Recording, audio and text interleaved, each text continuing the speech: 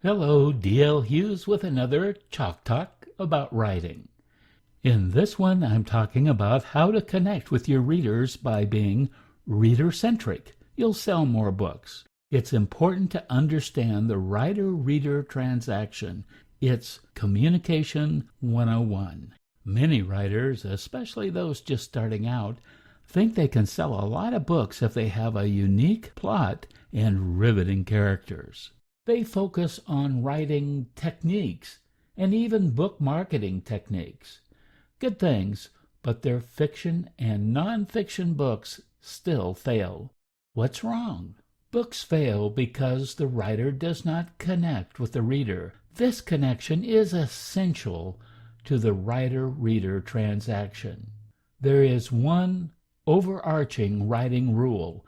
It's this: writers must be reader-centric. It's not about you. It's about them. Many writers say, I write to please myself. If others like it, that's a bonus. Well, that's writer-centric, not reader-centric. It's true that writers can't pander to all readers, but there needs to be some balance. As a writer, you need to maintain your integrity by writing about what interests you and by maintaining your unique style and voice. But be reader-centric. I like what novelist Kurt Vonnegut said. He said, write to please just one person. If you open a window and make love to the world, so to speak, your story will get pneumonia. Vonnegut was saying that you should write to one specific real or imagined reader, not yourself, another person.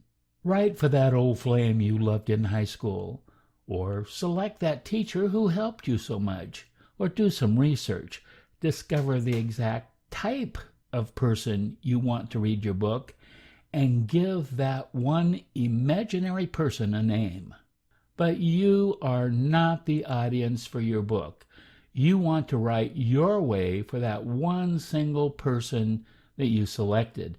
That person, real or imagined, is always in your mind's eye as you write. Be reader-centric. Now, I said that you must connect with your reader. How do you do that? Well, it works like this. You have a thought. In fact, you probably have a jumble of thoughts. You want to encode them in your mind into clear, concise sentences and paragraphs, which you, of course, write. Now, here's a key point. Underline this in your mind. If you're writing for yourself, you will encode your thoughts in a way that you understand. You know what you mean. But others don't.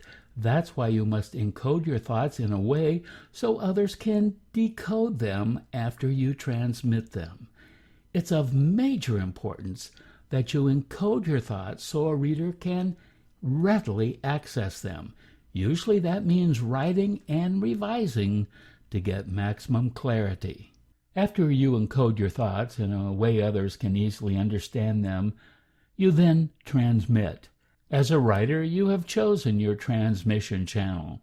It's a report, article, blog post, or book. You could have selected another channel, like a conversation or a speech, or even a video like this. Okay, your idea has been encoded into words. You have selected your medium of transmission, and in our example, you chose a book. Now your reader decodes or interprets what you have written. Your words are symbols. What do they mean to the reader?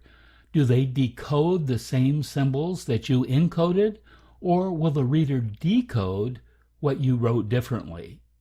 Actually, three things will happen when someone reads your book. They will either be confused, they will think you meant something else, or they will decode your ideas in the same way that you encoded them. And this third option is the connection that we're looking for. It's your responsibility as a writer to encode your ideas so that readers can easily understand when they decode. It is not the reader's responsibility to figure out what you're trying to say. How do you minimize reader confusion in your novel or nonfiction book? Well, the answer is clarity of writing. You may have to revise your book many times to be able to say what you mean in a way that your reader can decode it.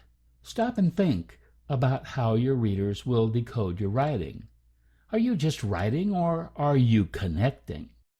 Connecting is essential to the writer-reader transaction. Be reader-centric. That's your goal. That's the heart of connecting with your readers. When you do that, you sell more books. There is a feedback loop in all communication. Your spouse will give you feedback when you say where you want to go to dinner. Your teacher will give you feedback on your report. And your book readers will give you feedback too. If you did not connect with your readers, your book will die an ugly death. If you do connect with your readers, they'll give you good reviews and tell all their friends that they need to buy your book. Now, what's the ideal, the pure sense when it comes to this kind of writing? Believe it or not, it's the old Vulcan mind meld. You remember in those old Star Treks, Spock put his hand on someone's head and opened a telepathic link. There was no encoding or decoding of meaning, no chance for loss of meaning. Two people had one mind.